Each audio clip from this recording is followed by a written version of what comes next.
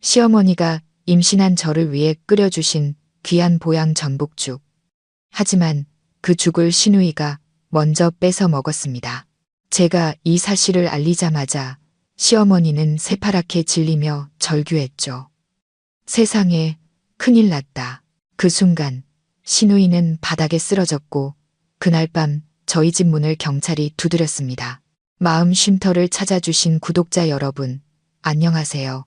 우리네 인생에는 삶과 죽음, 행복과 비극의 경계가 단 한 숟가락 차이로 갈리는 순간이 있습니다.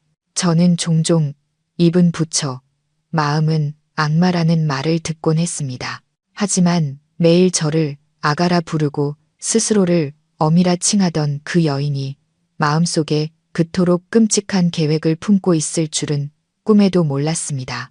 시어머니가 직접 쟁반에 받쳐 제 방까지 가져다 주신 김이 모락모락 나는 고소한 전복죽 한 그릇, 인자한 미소로 어서 먹고 기운 차려서 튼튼한 아기 낳으라던 그 목소리가 아직도 생생합니다. 하지만 시누이의 끝없는 식탐과 아나무인 격인 성격이 뜻하지 않게 제 목숨을 구했고 시댁 전체를 돌이킬 수 없는 비극의 구렁텅이로 몰아넣었습니다. 그날 오후 세상에 큰일 났어 라며 내지르던 시어머니의 비명은 아마 평생 잊지 못할 겁니다. 제 이름은 김선아, 올해 28입니다. 저는 서울에서 나고 자란 평범한 집안의 딸입니다. 부모님은 두 분 다 퇴직 공무원이시고 경제적으로도 어느 정도 여유가 있는 편입니다.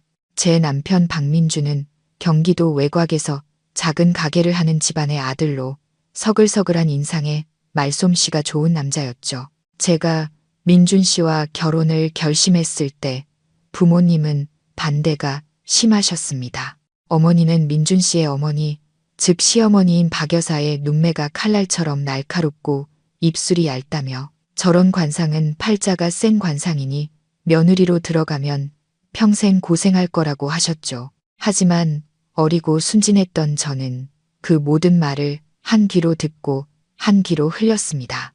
민준 씨와 나눈 3년간의 뜨거운 사랑을 믿었고 제가 진심으로 잘하면 시어머니를 친어머니처럼 여기면 언젠가는 돌멩이도 마음을 열 것이라 믿었습니다. 그리고 정말 결혼 후 첫 인연은 시어머니가 제 씀씀이를 지적하거나 살림 솜씨를 타박하는 등 까다롭게 굴긴 했지만 전반적으로는 평온하게 흘러갔습니다. 모든 것이 비틀어지기 시작한 건 제가 첫 아이를 임신하고 4개월 차에 접어들면서부터였습니다. 이전의 냉랭함은 온데간데 없이 박 여사는 갑자기 태도가 돌변했습니다. 그녀는 저를 살뜰히 챙기기 시작했고 집안일에는 손도 못 대게 했으며 심지어 직접 장을 봐와 온갖 보양식을 끓여주었습니다. 우리 집안의 민준이가 유일한 아들인데 네가 드디어 대를 이을 장손을 가졌으니 내가 잘 챙겨야지.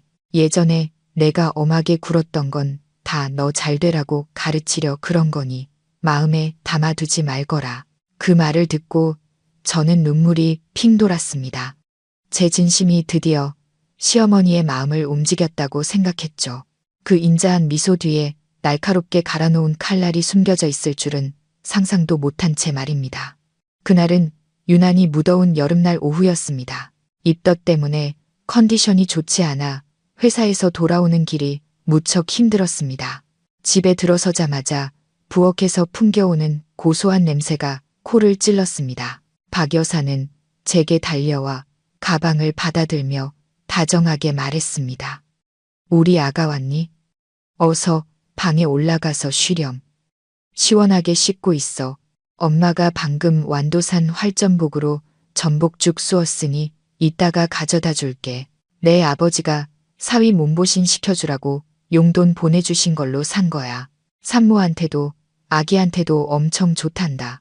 저는 감동해서 고개를 끄덕였습니다. 네 어머니, 감사합니다. 너무 고생하셨어요. 저는 욕조에 몸을 담그고 피로를 풀었습니다. 목욕을 마치고 부엌으로 내려가려는데 방문이 벌컥 열렸습니다. 시어머니가 아닌 22살의 시누이 박민지였습니다. 민지는 어릴 때부터 오냐오냐 자라 제멋대로이고 성격이 드세기로 유명했죠. 그녀의 손에는 방금 시어머니가 저를 위해 끓였다던 뜨끈한 전복죽 그릇이 들려 있었습니다. 저를 보자마자 민지는 입술을 삐죽이며 쏘아 붙였습니다. 언니는 좋겠네. 온 식구가 무슨 여왕님 모시듯 하잖아. 우리 엄마 한 푼 두 푼 아끼는 사람이 비싼 활전복을 사와서 언니 보양식을 해주고 근데 언니 꼴 좀 봐. 포동포동 살쪄서 영양실조는커녕 과잉이겠구먼. 저는 부딪히기 싫어 부드럽게 웃으며 말했습니다. 민지야, 무슨 소리야. 어머님이 뱃속 손주 생각해서 끓여주신 거지. 민지는 흥소리를 내며 제 화장대 의자에 털썩 주저앉았습니다. 됐고, 가식 떨지 마. 나 오늘 놀다 와서 배고픈데 밥은 아직 안 됐잖아. 이 죽 냄새 좋네. 언니가 나한테 양보해. 임신했다고 너무 먹으면 살쪄서 나중에 오빠한테 버림받는다.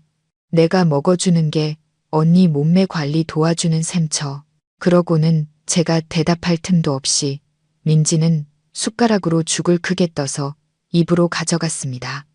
이야, 엄마 솜씨 좋은데 역시 비싼 전복이라 그런지 입에 착착 감기네. 저는 원래 식탐이 없는 데다 저렇게 무례하게 구는 시누이와 싸워봤자 좋을 게 없다고 생각했습니다. 그래, 죽 한 그릇 양보하는 게 뭐라고 이따가 어머니께 잘 말씀드리면 되지. 저는 의자에 앉아 민지가게 눈 감추듯 죽 한 그릇을 싹 비우는 것을 지켜봤습니다. 맛있다. 다음에 또 해달라고 해야지. 민지가 빈 그릇을 탁 소리나게 내려놓으며 만족스럽게 입맛을 다셨습니다. 바로 그때 계단에서 시어머니의 다급한 발소리가 들려왔습니다. 박 여사는 오렌지 주스 한 잔을 더 들고 방으로 들어왔습니다. 저를 보자마자 환하게 웃으며 말했죠. 우리 아가 죽 다 먹었니? 맛있었어? 싹싹 비워야 건강해지지. 그 말이 채 끝나기도 전에 박 여사는 그대로 굳어버렸습니다. 그녀의 시선은 화장대 위 텅 빈 그릇과 만족스러운 표정으로 배를 문지르고 있는 민지에게 번갈아 꽂혔습니다.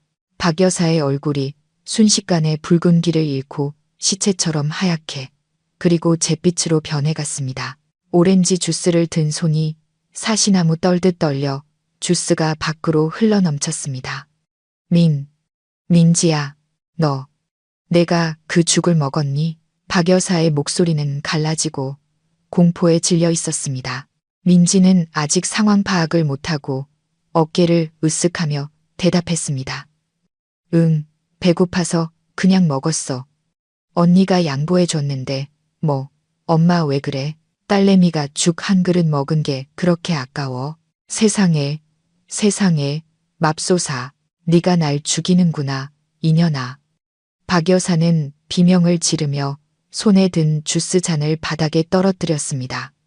쨍그랑 소리와 함께 잔이 산산조각 났습니다. 그녀는 민지에게 달려들어 딸의 어깨를 미친 듯이 흔들었습니다. 눈은 공포로 뒤집혀 있었죠.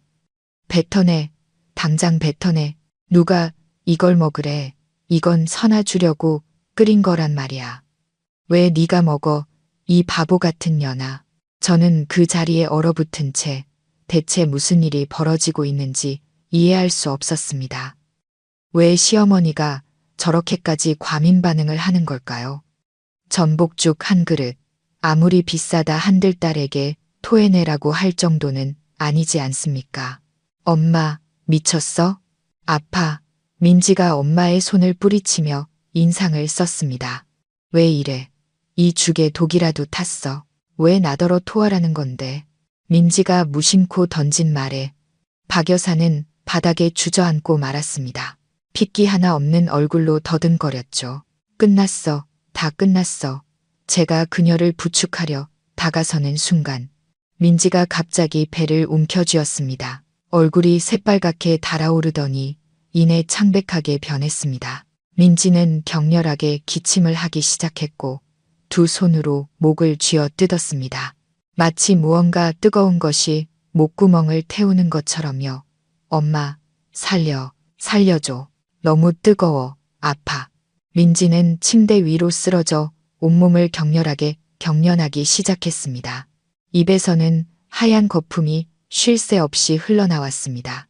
눈앞에서 벌어진 끔찍한 광경에 저는 극심한 충격에 빠졌습니다. 민지야, 너 왜 이래?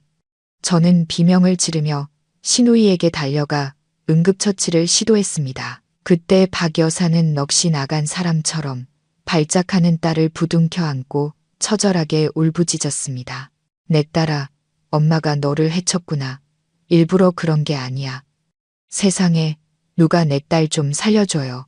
저는 떨리는 손으로 간신히 휴대폰을 꺼내 119에 신고했습니다. 온몸이 후들거렸습니다. 그 순간 제 머릿속에는 등골을 서늘하게 하는 단 하나의 질문만이 맴돌았습니다. 저 죽은 원래 나를 위한 것이었다. 만약 민지가 탐욕을 부리지 않았다면, 만약 내가 저 죽을 먹었다면, 지금 저렇게 경련하며 거품을 물고 쓰러져 있는 사람은 바로 나와 내 뱃속의 아이였을 것이다. 구급차의 사이렌 소리가 동네의 고요한 밤을 찢었습니다. 민지는 의식불명 상태로 실려 나갔습니다. 박 여사는 시든 나뭇잎처럼 축 늘어진 채 구급차를 따라갔습니다. 저는 텅 빈 방 안에 빈죽 그릇과 바닥에 낭자한 오렌지 주스 자국을 보며 홀로 서 있었습니다.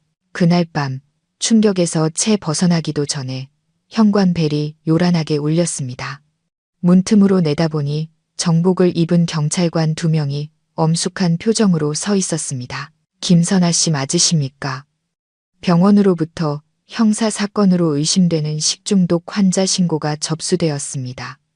조사가 필요하니 협조해 주시기 바랍니다.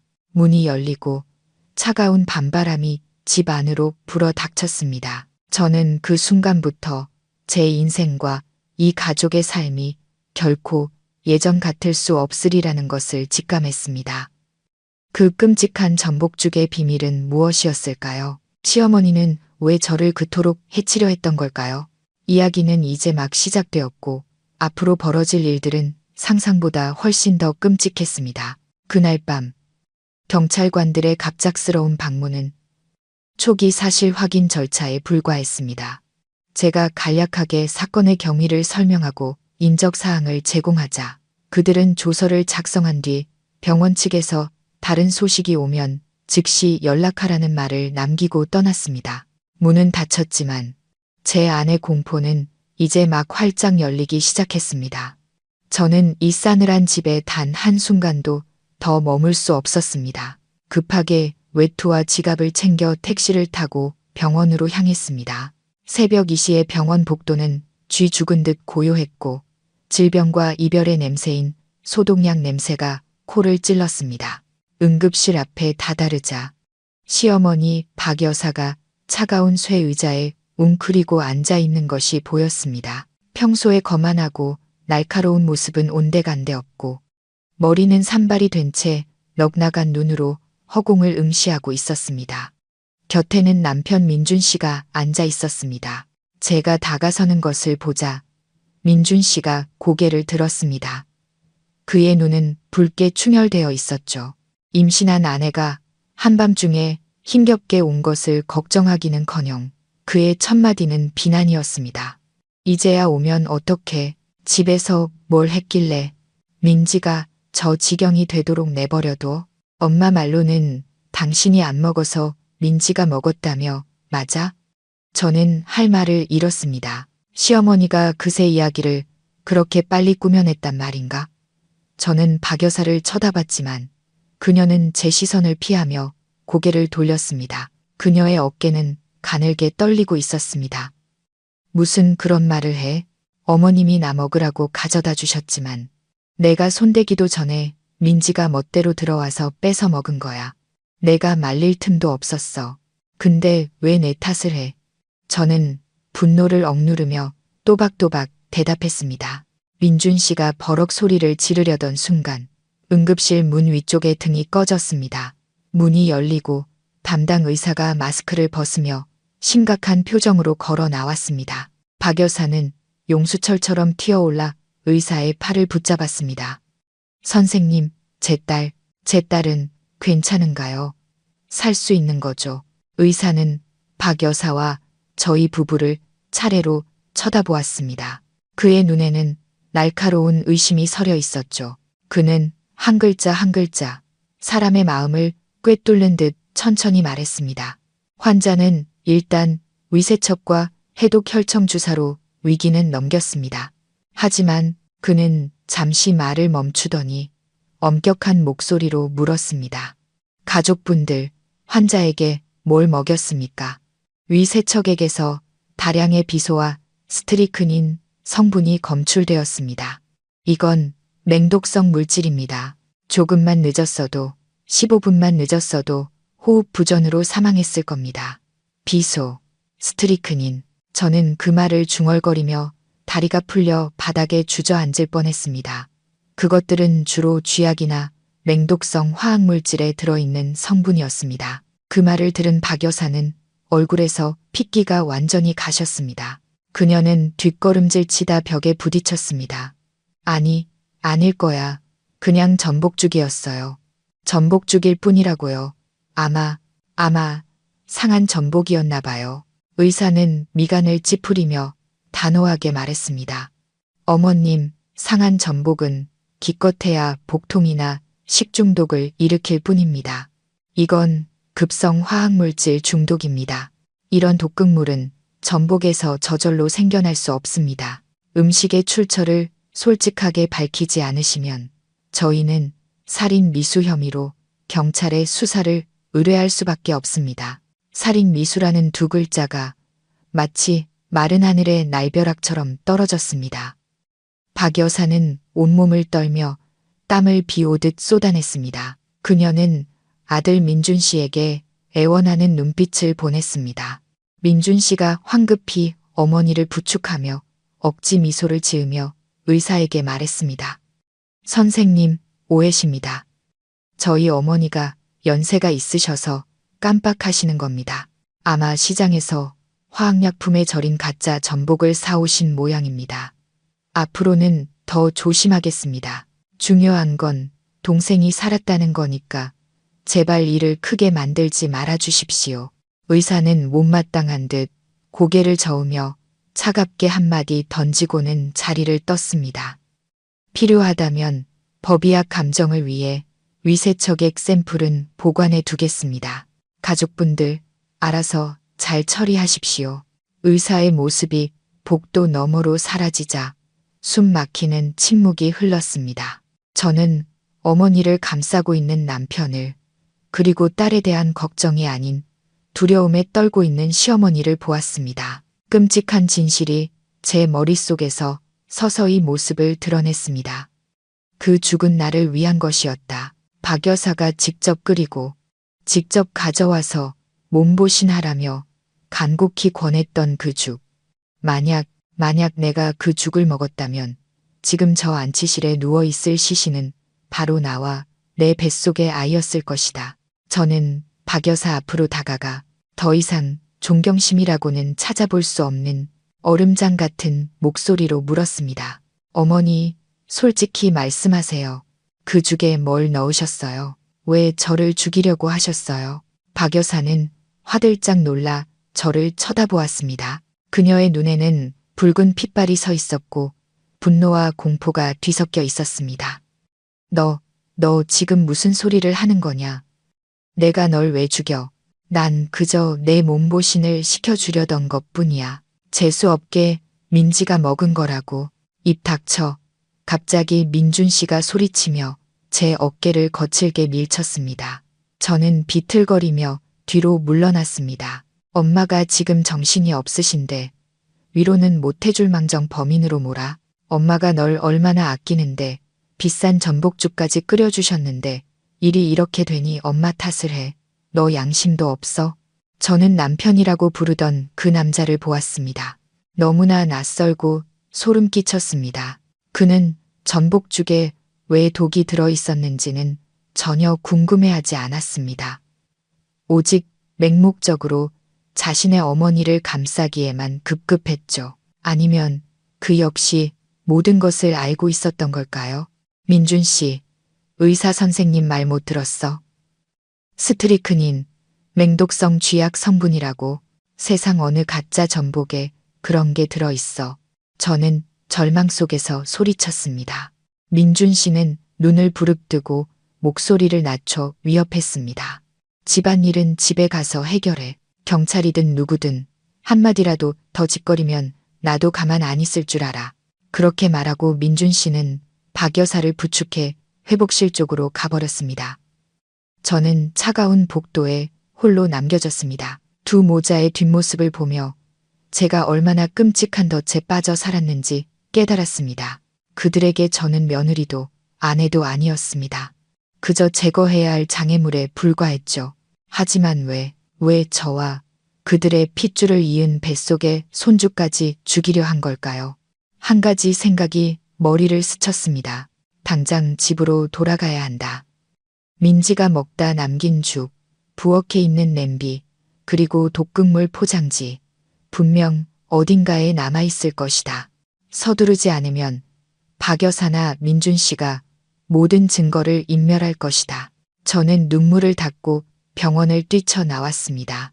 동이 트기 시작하는 새벽, 안개가 자욱했습니다. 저는 알지 못했습니다. 그 집에 돌아갔을 때 제가 방금 목격한 것보다 훨씬 더 끔찍한 광경과 마주하게 되리라는 것을. 시어머니의 위선적인 가면을 완전히 벗겨낼 그 광경을 말입니다. 그리고 여러분, 그거 아세요? 바로 그 집 뒤뜰, 희미한 손전등 불빛 아래에서 저는 시어머니가 하는 짓을 보고 비명을 지르지 않기 위해 입을 틀어막아야 했습니다. 저는 차가운 철제 대문 뒤에 몸을 숨겼습니다. 심장이 터질 듯이 뛰었습니다. 새벽의 이슬이 어깨를 적셨지만 바깥의 추위는 제 마음 속에서 퍼져나가는 냉기에 비할 바가 못 되었습니다. 눈앞, 희미한 손전등 불빛이 비추는 뒤뜰 한 구석, 바나나 나무가 무성한 곳에 익숙한 시어머니의 모습이 보였습니다. 박 여사는 민지의 병원비와 옷가지를 챙겨온다며 저보다 20분 먼저 병원을 나섰습니다. 저는 정말 딸을 걱정하는 줄로만 알았는데 실은 다른 음흉한 목적이 있었던 겁니다. 저는 숨을 죽이고 소리가 나지 않게 조심하며 마당을 가로질렀습니다. 나뭇잎 사이로 보니 박 여사가 작은 삽으로 땅을 파고 있었습니다. 그녀 곁에는 아직 희끄무레한 죽 자국이 묻어있는 압력솥과 찢어진 은박 포장지 몇 개가 뒹굴고 있었습니다. 그녀는 땅을 파며 무언가 중얼거렸습니다. 조용한 새벽 공기 속에서도 그 말을 똑똑히 들을 수 있었습니다. 이놈의 식충이 같은 년, 내가 이를 망쳤어. 왜 선아 그년이 아니라 내가 먹어서 꽁꽁 숨겨야지. 경찰한테 들키면 평생 감옥에서 썩어야 해. 저는 터져 나오는 울음을 막기 위해 입을 틀어막았습니다. 그녀는 독을 넣은 것을 후회하는 게 아니었습니다. 독에 당한 사람이 친딸이라는 사실을 안타까워할 뿐이었습니다.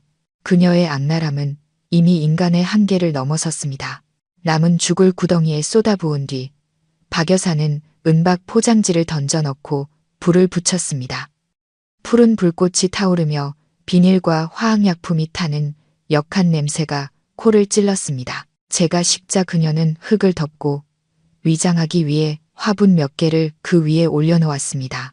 일을 마친 그녀는 냄비를 들고 부엌으로 들어가 마치 모든 죄의 흔적을 지워버리려는 듯 미친 듯이 닦기 시작했습니다. 저는 떨리는 손으로 휴대폰을 꺼내 그녀의 증거 인멸 과정을 전부 녹화했습니다. 이 영상은 제 목숨을 지켜줄 부적이자 법 앞에서 그녀가 발뺌할 수 없는 증거가 될 것입니다. 거기서 뭐 하는 거야? 갑자기 뒤에서 거친 손이 나타나 제 손목을 낚아채며 휴대폰을 빼앗았습니다. 깜짝 놀라 돌아보니 민준 씨였습니다. 언제부터 와 있었던 걸까요? 그는 유령처럼 제 등 뒤에 서서 분노에 찬 눈으로 저를 노려보고 있었습니다. 휴대폰 돌려줘. 저는 소리치며 휴대폰을 되찾으려 했지만 임신한 여자의 힘으로 분노에 찬 남자를 당해낼 수는 없었습니다. 민준 씨는 아직 녹화 중인 휴대폰 화면과 방금 흙을 파헤친 흔적이 남은 뒷뜰을 번갈아 보았습니다. 그는 비웃음을 흘리며 제게 얼굴을 바싹 들이대고 이를 갈며 말했습니다. 무슨 꿍꿍이야. 동영상 찍어서 엄마 협박이라도 하려고? 아니면 이거 들고 경찰서 가서 우리 집안 사람들 전부 감옥에 쳐넣으시겠다. 민준 씨, 저길 봐. 엄마가 증거를 인멸하고 있잖아. 방금 독약 봉지를 묻었어. 당신, 사람이긴 해. 어떻게 살인 행위를 감싸줄 수가 있어. 저는 절망 속에서 눈물을 쏟아내며 소리쳤습니다. 소란스러운 소리에 박 여사가 부엌에서 뛰쳐나왔습니다. 그녀는 민준 씨가 저를 붙잡고 있는 것을 보고는 다짜고짜 달려들어 울고불고 난리를 쳤습니다. 세상에, 이 며느리가 나를 해치려 하네. 나는 그냥 찻잎 찌꺼기랑 거름 좀 묻으려고 한 건데 그걸 동영상으로 찍어서 내가 독약을 묻었다고 뒤집어 씌우려 해.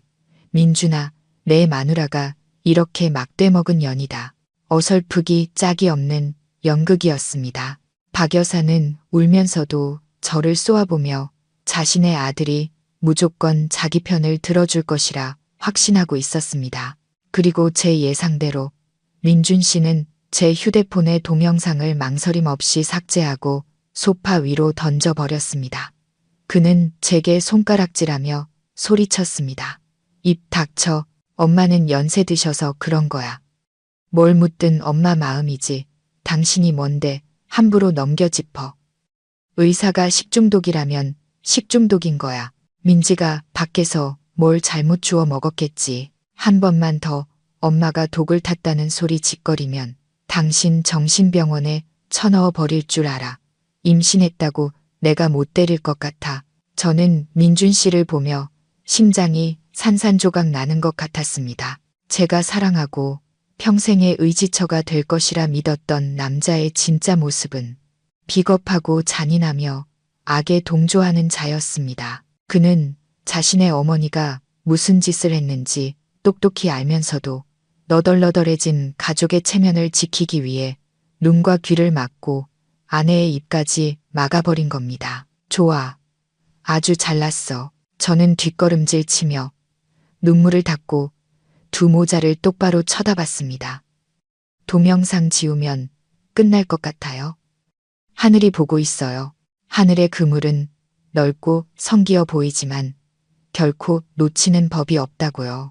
민지가 병원에서 사경을 헤매고 있는데 두 사람은 양심의 가책도 느끼지 않으세요.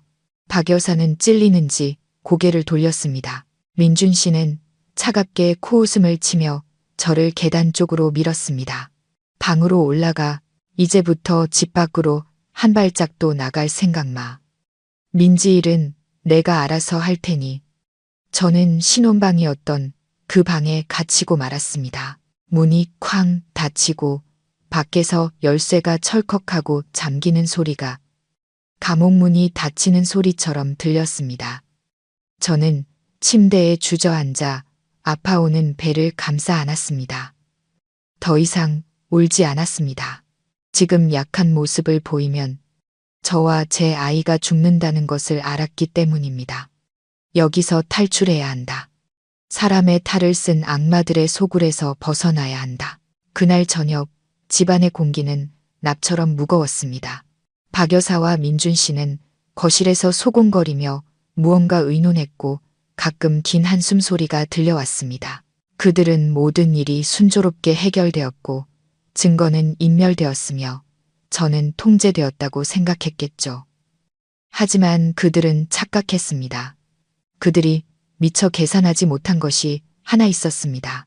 바로 심각한 화학물질 중독 환자를 접수했을 때의 병원 업무 처리 절차였죠. 시계가 저녁 8시를 가리켰습니다. 밖에서는 장대비가 쏟아졌고 천둥 번개가 쳤습니다. 갑자기 현관 벨이 집안의 무서운 침묵을 깨고 날카롭게 울려 퍼졌습니다. 박 여사는 화들짝 놀라 찻잔을 떨어뜨렸습니다. 민준 씨는 얼굴색이 변하며 자리에서 벌떡 일어났습니다. 누구지? 이 시간에 박 여사가 떨리는 목소리로 말했습니다. 저는 방문에 귀를 바싹 대고 심장이 터질 듯한 소리를 들었습니다. 민준 씨가 문을 열러 나가는 소리, 빗장이 철컥 풀리는 소리가 들렸습니다. 그리고 공간 전체를 얼어붙게 만드는 낮고 위험 있는 목소리가 울려 퍼졌습니다. 박민준 씨 되십니까? 저희는 경찰서 강력팀입니다. 피해자 박민지 씨 독극물 투약 사건과 관련하여 이 집에 대한 긴급 압수수색 영장을 집행하러 왔습니다. 협조해 주시기 바랍니다. 그 순간 저는 진짜 폭풍우가 이제 막 이 집에 몰아치기 시작했음을 알았습니다. 박 여사는 어떻게 대처할 것이며 법의 심판이 문을 두드렸을 때 민준 씨는 무슨 짓을 할까요? 무거운 나무 문이 열리자 비바람과 함께 싸늘한 냉기가 거실로 밀려 들어왔습니다. 민준 씨 앞에는 3명의 경찰관이 서 있었습니다. 그들의 우비는 흠뻑 젖어 있었고 얼굴은 엄숙했으며 눈빛은 칼날처럼 날카로웠습니다. 저는 잠긴 침실 문에 귀를 바싹 대고 숨을 죽인 채 아래층의 동태를 살폈습니다. 형사님들, 무슨 일로 이렇게 늦은 시간에. 민준 씨의 목소리는 떨리고 있었지만 애써 태연한 척하며 극도의 혼란을 감추려 했습니다. 그는 입구를 가로막고 서서 문틀을 꽉 붙잡았습니다. 마치 초대받지 않은 손님들이 죄악의 소굴로 들어오는 것을 막으려는 듯이 말이죠. 팀장으로 보이는 경찰관이 한 걸음 앞으로 나서며 신분증과 붉은 직인이 찍힌 서류를 내밀었습니다. 관내 종합병원으로부터 환자 박민지 씨가 고농도의 비소와 스트리크닌 중독으로 위독한 상태로 입원했다는 신고를 받았습니다. 이는 심각한 형사사건의 정황입니다. 현장, 특히 주방을 조사하고 관련 물품을 수집해야 하니 공무집행을 방해하지 마시고 협조해 주시기 바랍니다. 단호한 목소리가 울려 퍼지자 집안의 공기는 굳어버렸습니다. 쨍그랑 소리가 들렸는데 아마 박 여사가 당황해서 찻상을 건드린 모양이었습니다. 그녀는 소파에 웅크리고 앉아 핏기 없는 얼굴로 땀을 비오듯 흘렸습니다. 억울해요, 형사님들. 우리 딸이 밖에서 뭘 잘못 주워 먹은 거지. 집에서는 제가 얼마나 깨끗하게 음식을 하는데요. 제가 국 낳은 엄마인데 어떻게 제 손으로 딸을 해치겠어요. 박 여사가 울며 불며 소리쳤지만 목소리는 공포에 질려 갈라져 있었습니다. 경찰은 그녀의 연기에 동요하지 않았습니다. 어머님, 진정하십시오. 떳떳하시다면 이번 조사는 결백을 증명할 기회가 될 겁니다. 조용히 앉아 계십시오. 그들은 각자 흩어져 일을 시작했습니다. 한 명은 거실에 남아 진술을 받았고 나머지 2명은 주방과 뒤뜰로 향했습니다. 저는 그들의 발소리와 증거 수집 도구가 부딪히는 소리를 들으며 한 줄기 희망과 극심한 공포를 동시에 느꼈습니다. 과연 그들이 아침에 박 여사가 급하게 덮어놓은 그 구덩이를 찾아낼 수 있을까? 오늘 밤 내리는 폭우 같아다. 남은 독약 봉지의 흔적을 모두 씻어버린 건 아닐까? 분위기는 끊어질 듯 팽팽했습니다. 민준 씨는 박 여사 맞은편에 앉아 하얗게 질릴 때까지 2 손을 꽉 쥐고 있었습니다. 그의 눈은 쉴 새 없이 굴러갔고 가끔씩 경찰의 손전등, 불빛이 번쩍이는 뒤뜰 쪽을 훔쳐보았습니다. 팀장님, 보고합니다. 뒤뜰 구석에 최근에 땅을 파헤친 흔적이 있습니다. 위에는 화분으로 위장되어 있습니다. 흙에서 비닐과 화학약품이 타는 듯한 역한 냄새가 나는데 비가 많이 왔음에도 냄새가 다 가시지 않았습니다. 뒤뜰에서 들려온 한 형사의 보고는 똑똑히 들렸습니다. 저는 박 여사가 숨막히는 소리를 내며 그대로 입을 다무는 것을 들었습니다. 민준 씨는 벌떡 일어나 더듬거렸습니다. 아, 그거 저희 어머니가 죽은 고양이 묻고 쓰레기 좀 태운 겁니다. 형사님. 시골에서는 쓰레기를 그렇게 묻어서 처리하거든요. 고양이 시체를 묻는데 화학약품이 필요합니까? 그리고 왜 흙이 새까맣게 될 때까지 태워야 하죠? 팀장의 날카로운 질문에 민준 씨는 말문이 막혔습니다. 그는 우물쭈물하며 목덜미로 땀을 흘렸습니다. 이 흙과 제 샘플을 채취해서 감정 의뢰하겠습니다. 결과는 곧 나올 겁니다. 1시간가량의 수색과 조서 작성을 마친 경찰들이 떠날 준비를 했습니다. 떠나기 전 팀장은 박 여사와 민준 씨를 돌아보며 의미심장하게 말했습니다. 사건은 현재 수사 중이니 가족 구성원 모두 거주지를 이탈하지 마시기 바랍니다. 증거인멸이나 말맞추기 시도가 발각될 경우 즉시 긴급 체포될 수 있습니다. 그럼 문이 닫히고 집안에는 죽음 같은 침묵이 다시 찾아왔습니다. 하지만 이번의 침묵은 이전과는 달랐습니다. 권력자의 오만함이 아닌 심판을 기다리는 죄인의 공포가 가득했습니다. 민준 씨는 의자에 주저앉아 머리를 감싸 쥐었습니다. 박 여사는 돌처럼 굳어 허공을 응시했습니다. 저는 그들이 두려워하고 있다는 것을 알았지만 정작 저를 고통스럽게 한 것은 그들의 공포가 딸의 생사에 대한 것이 아니라는 점이었습니다. 그들은 단 한 번도 민지의 이름을 입에 올리지 않았습니다. 그들의 공포는 오직 자신들의 범죄가 발각될까봐, 명예를 잃고 감옥에 갈까봐 두려워하는 것이었습니다. 잠시 후 민준 씨의 발소리가 계단을 울렸습니다. 열쇠 소리가 나고 제 방문이 거칠게 열렸습니다. 민준 씨는 문 앞에 서서 흉측한 표정과 핏발선 눈으로 저를 노려봤습니다. 너 내가 몰래 경찰에 신고했지? 민준 씨가 으르렁거리며 다가왔습니다.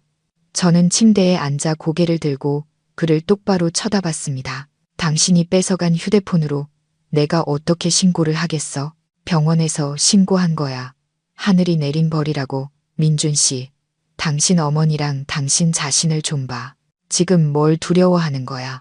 민지가 죽을까봐, 아니면 뒤뜰의 구덩이가 파헤쳐질까봐. 민준 씨는 저를 때리려는 듯 손을 들었다가 허공에서 멈췄습니다. 아마 제 뱃속에 자신의 아이가 있다는 사실을 기억해냈거나 제 눈빛의 단호함에 주춤했을 겁니다.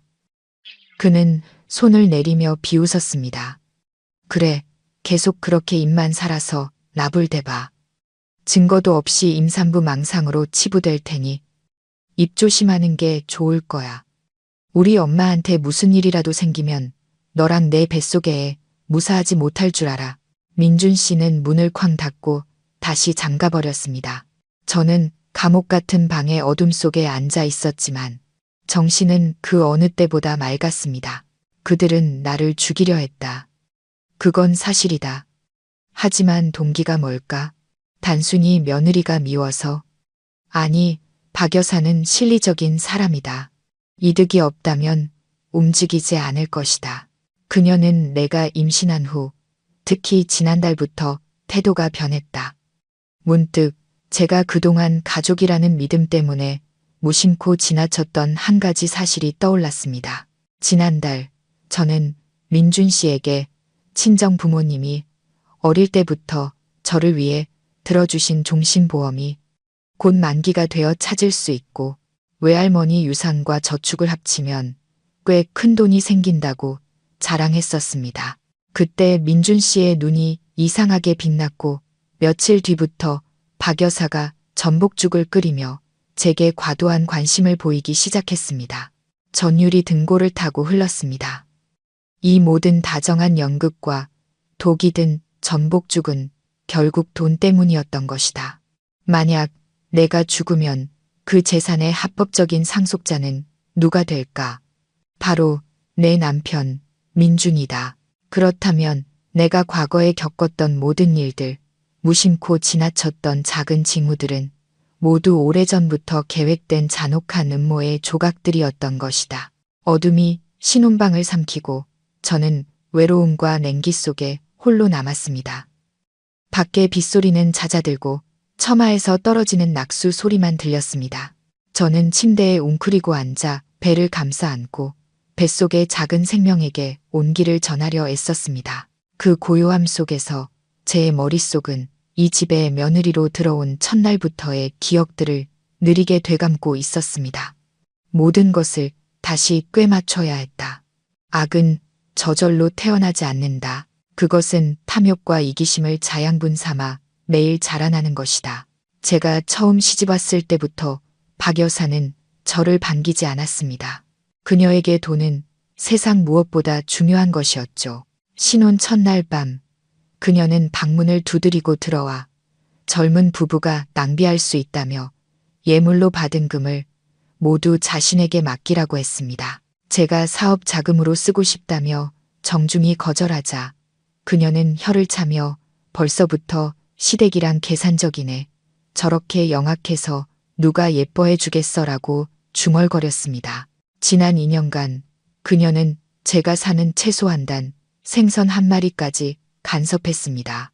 제가 새 옷을 사면 사치스럽다고 했고 친정에 작은 선물을 하면 우리 집 물건 빼돌려 친정배에 불린다고 비아냥거렸습니다. 남편 민준 씨는 가끔 제 편을 들어주긴 했지만 대부분은 침묵으로 일관했습니다. 그는 늘 엄마는 원래 아끼는 분이니 네가 좀 참아라고 말했죠. 저는 참았습니다. 착한 며느리가 되기 위해 노력했고 제 월급으로 생활비를 충당하고 집안 살림을 채우며 언젠가 인정받기를 바랐습니다. 하지만 저는 틀렸습니다. 제 친절은 그들의 탐욕을 더욱 키울 뿐이었습니다. 이 비극의 전환점은 제가 임신했을 때가 아니라 정확히 한 달여 전 어느 저녁이었습니다. 그날은 외할머니의 제삿날이었습니다. 제사를 마친 후 친정 부모님은 저를 따로 부르시더니 서류 뭉치를 건네주셨습니다. 부모님이 제가 어릴 때 들어주신 거액의 종신보험 계약서였는데 만기가 된 것이었죠. 외할머니 유언으로 남겨주신 상속 재산과 부모님이 모아주신 돈을 합하니 총액이 3억 원이 넘었습니다. 부모님은 이건 내 비상금이니 아무에게도 말하지 말고 잘 가지고 있어라. 여자도 자기 몫이 있어야 당당하게 살 수 있다고 하셨습니다. 하지만 남편을 절대적으로 믿었던 저는 부모님 말씀을 듣지 않았습니다. 그날 밤 집에 돌아와 기쁜 마음에 민준 씨에게 자랑했습니다. 오빠, 부모님이 나한테 큰돈을 주셨어. 3억 원이 넘어. 이 돈으로 집수리해서 어머니 편하게 해드리고 오빠 가게 확장하는데 투자할까? 저는 그때 민준 씨의 눈빛을 똑똑히 기억합니다. 그것은 평범한 기쁨의 눈빛이 아니었습니다. 탐욕과 계산으로 번뜩이는 기이한 빛이었죠. 그는 제 손을 꽉 잡고 몇 번이나 되물었습니다. 정말이야? 현금이야? 통장이야? 당신 명의야? 부모님 명의야? 만약 당신한테 무슨 일이 생기면. 그러니까 명예 이전 같은 건 절차가 복잡하지 않아. 그때는 그냥 그가 생각이 깊다고만 여겼습니다. 하지만 바로 다음 날 아침부터 시댁 식구들의 태도가 180도 바뀌었습니다. 까칠하던 박 여사는 닭살이 돋을 정도로 다정해졌습니다. 그녀는 저를 우리 딸이라 부르기 시작했고 집안일을 도맡아 했으며 특히 제게 보양식을 챙겨주기 시작했습니다. 그녀는 늘 제가 그 음식을 다 먹는 것을 확인하고 나서야 자리를 떴습니다. 저는 그것이 뱃속의 손주를 향한 사랑이라고 믿었습니다. 하지만 이제 어둠 속에서 모든 것을 되짚어 보니 끔찍한 진실을 깨달았습니다. 그녀는 제 건강을 위해서가 아니었습니다. 사냥하기 전에 사냥감을 살찌우고 있었던 겁니다. 왜 민준 씨는 요즘 들어 일찍 나가고 늦게 들어왔을까? 왜 낯선 번호로 전화가 오면 긴장한 채 베란다로 나가 받았을까? 왜 은행에서 온 대출 독촉장을 내가 볼세라 감췄을까? 아마 민준 씨는 빚이 있었을 겁니다. 가게 수입으로는 감당할 수 없는 거액의 빚, 그리고 제 돈 3억 원이 그들이 본 유일한 구명줄이었던 겁니다. 하지만 그 돈은 제 명의의 재산인데 어떻게 빼앗을 수 있을까요? 방법은 하나뿐이었습니다. 제가 죽거나 의사 무능력자가 되는 것. 만약 제가 임신 중에 죽으면 상속법에 따라 남편이 최우선 상속자가 됩니다. 또는 제가 식중독 후유증으로 정신이 온전치 못하게 되면 재산 관리권은 합법적인 남편에게 돌아갑니다. 비소와 스트리크닌이든 그 전복죽은 저를 즉사시키기 위한 것이 아니었을 겁니다. 제가 그 죽을 다 먹었다면 유산을 하고 장기가 서서히 망가져 고통 속에서 죽어가거나 그들이 조종하기 쉬운 식물인간이 되었겠죠.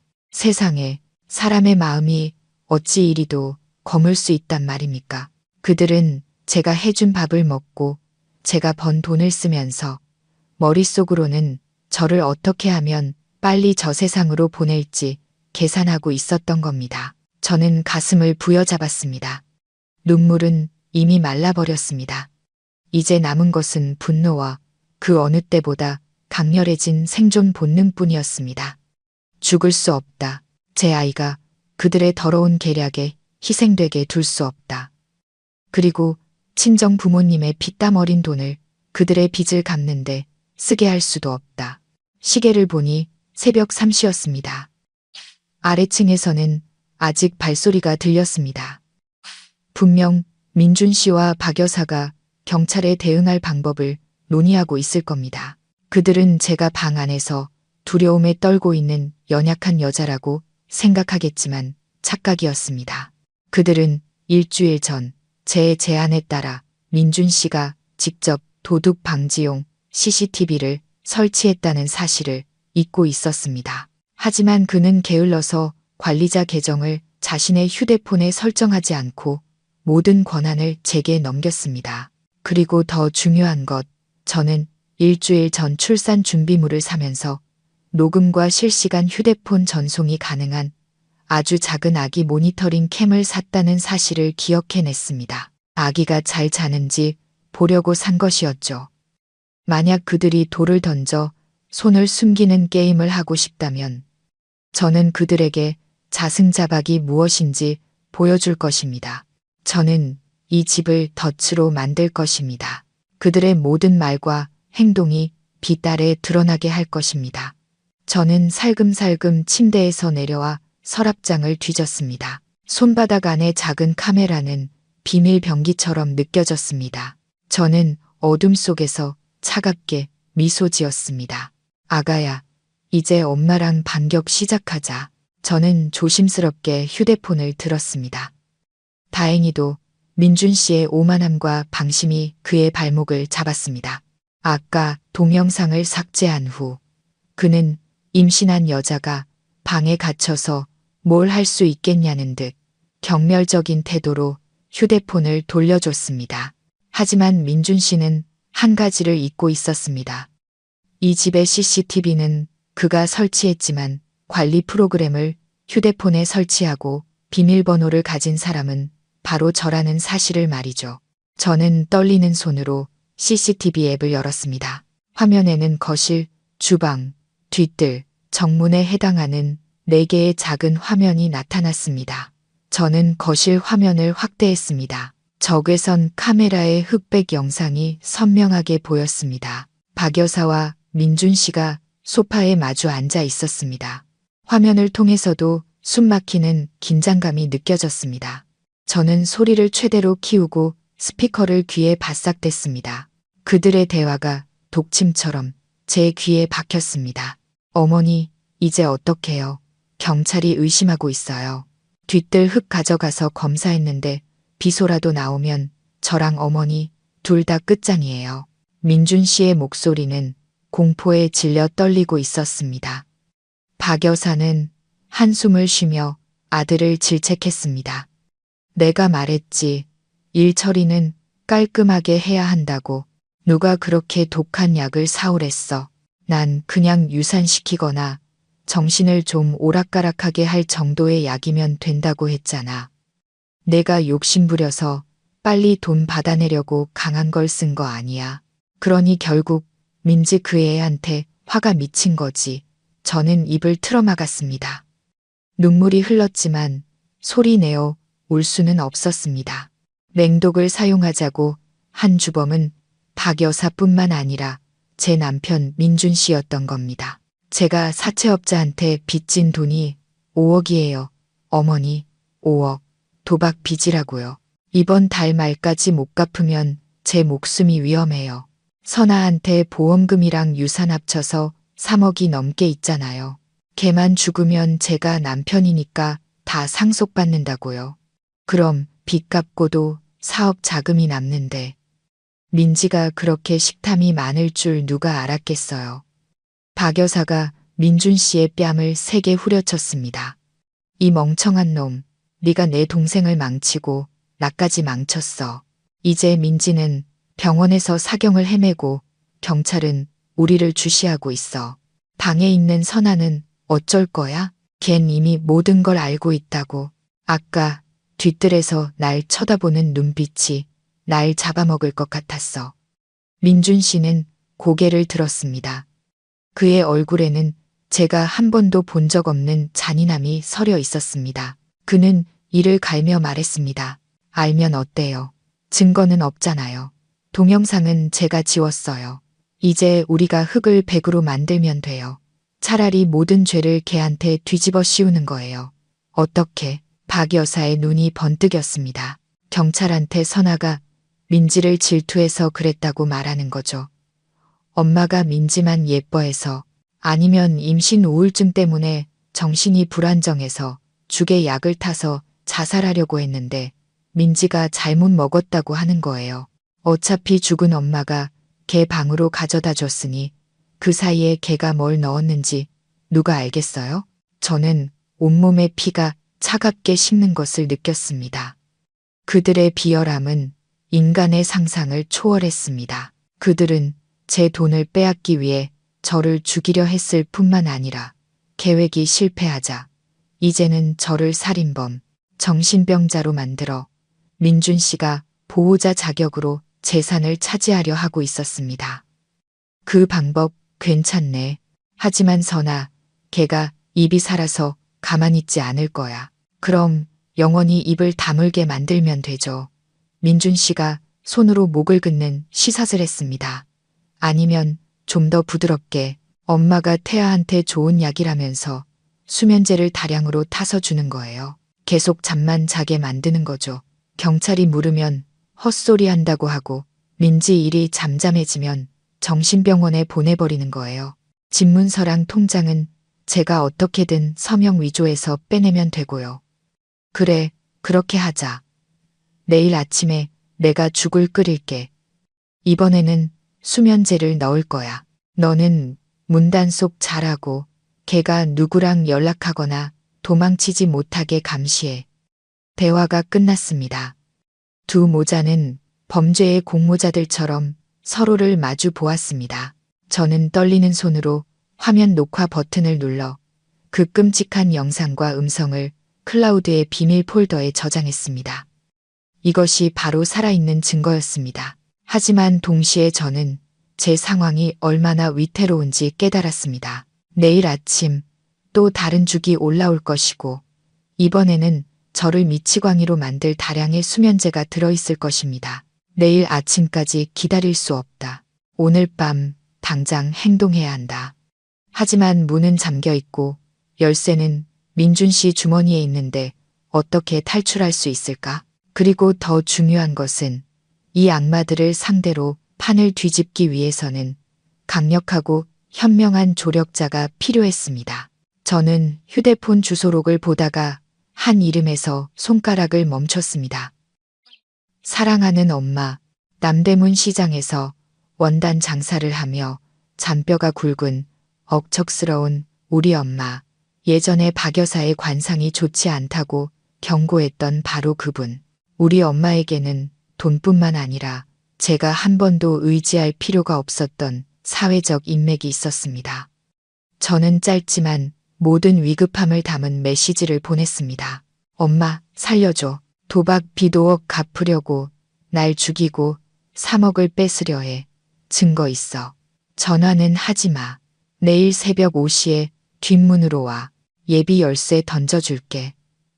메시지를 보낸 후 즉시 흔적을 지웠습니다. 심장이 터질 것 같았습니다. 과연 엄마가 제 시간에 메시지를 읽을 수 있을까? 제가 이 악마의 소굴에서 오늘 밤을 무사히 넘길 수 있을까? 바로 그때 계단에서 다시 발소리가 들렸습니다. 박 여사의 슬리퍼 끄는 소리가 제 방 쪽으로 다가오고 있었습니다. 이 시간에 무슨 일일까? 제가 잠들었는지 확인하러 온 걸까? 아니면 지금 당장 손을 쓰려는 걸까? 방문이 흔들리기 시작했습니다. 과연 저는 박 여사 모자의 소나기에서 벗어날 수 있을까요? 그리고 제 현명한 어머니는 딸을 구하기 위해 어떤 일을 벌일까요? 문고리가 철컥 돌아가는 소리가 밤의 정적을 깼습니다. 저는 황급히 휴대폰 화면을 끄고 베개 밑에 숨긴 뒤 이불을 머리끝까지 뒤집어 쓰고 깊이 잠든 척했습니다. 심장이 너무 세게 뛰어 밖에서도 들릴 것만 같았습니다. 문이 살짝 열리고 복도의 빛이 방 안으로 스며들어 벽에 한 여인의 그림자를 길게 드리웠습니다. 박 여사였습니다. 그녀는 불도 켜지 않고 제 침대 근처로 살금살금 다가왔습니다. 저는 숨을 죽였습니다.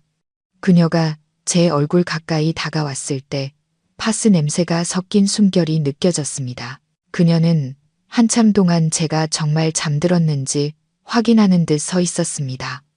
그러고는 나지막이 중얼거렸습니다. 죽은 듯이 자는구나. 내일이면 영원히 못 일어날 텐데 말이다 아가야. 그 말에 온몸의 털이 곤두섰습니다.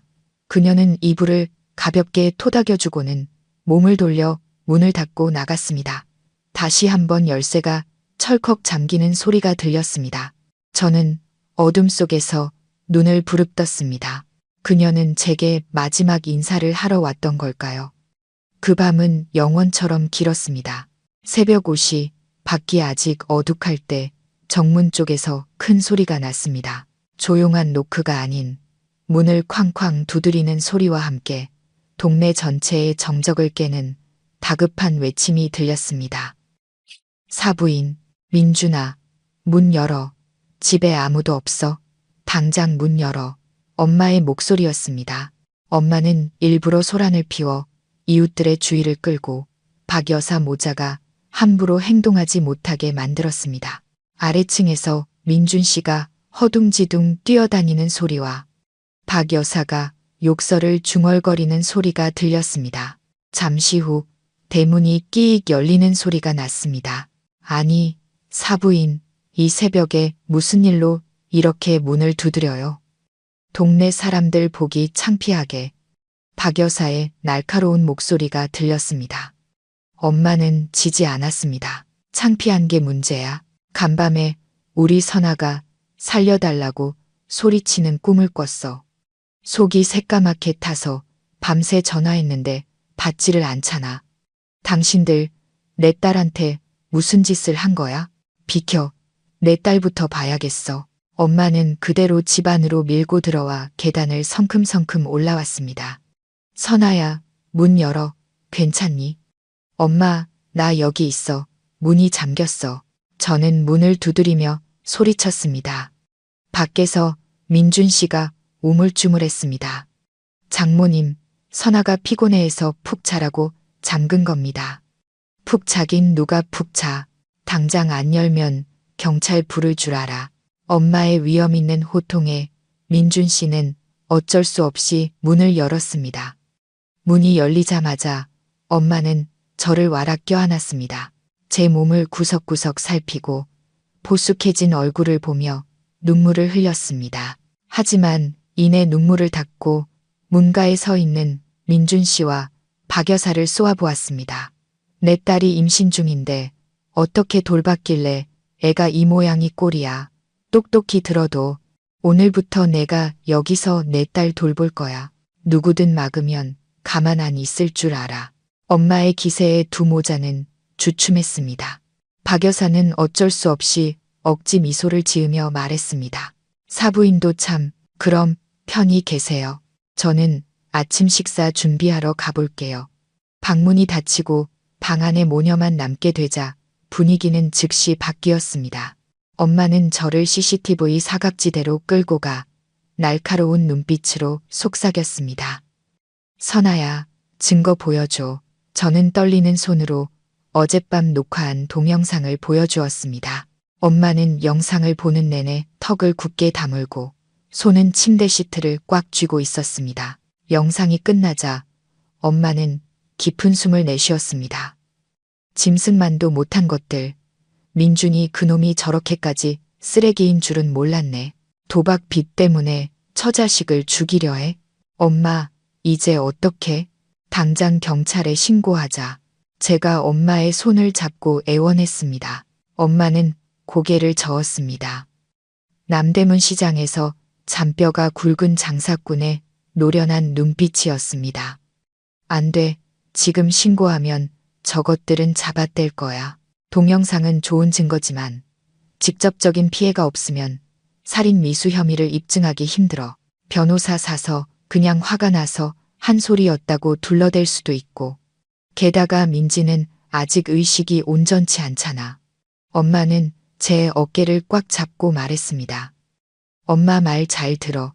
호랑이를 잡으려면 호랑이 굴로 들어가야 해. 저것들이 원하는 게 돈이지. 그럼 돈을 미끼로 쓰는 거야. 스스로 정체를 드러내게 만들어서 빠져나갈 구멍이 없게. 그게 무슨 말이야. 너는 어젯밤 대화에 대해 아무것도 모르는 척해. 민지 일 때문에 충격받고 두려워하는 연약한 며느리 연기를 하는 거야. 이따가 내가 너랑 연극을 좀 할게. 내가 너한테 법적인 문제가 생길까봐 걱정돼서 땅 팔고 적금 깨서 합의금이라도 마련해 주겠다고 할 거야. 돈 냄새를 맡으면 저 짐승들은 경계심을 풀게 될 거야. 하지만 너무 위험하잖아, 엄마. 엄마가 여기 있는데 누가 내 머리카락 한 올이라도 건드리겠어. 내 외삼촌한테 이미 연락해뒀어. 강력팀 형사인데 지금 밖에서 조용히 감시하고 있을 거야. 너는 연기만 잘하면 돼. 여자의 눈물은 무기지만 차가운 머리가 널 승리로 이끌 거다. 바로 그때 문을 두드리는 소리와 함께 박 여사의 목소리가 들렸습니다. 사부인, 선아야, 아침 식사하러 내려오렴. 소고기 묵국 끓여놨어. 엄마는 제게 윙크를 하고는 큰 소리로 대답했습니다. 네, 곧 내려갈게요. 그리고 제게 속삭였습니다. 저것들이 주는 건 절대 아무것도 먹지 마. 엄마가 확인하기 전까지는 이제 전쟁 시작이야, 딸. 저는 심호흡을 하고 엄마의 든든한 등 뒤를 따라 나섰습니다. 더 이상 혼자가 아니었습니다. 내 인생의 강철 같은 여인, 우리 엄마가 왔고 이제 시댁 식구들에게 평생 잊지 못할 교훈을 가르쳐 줄 것입니다.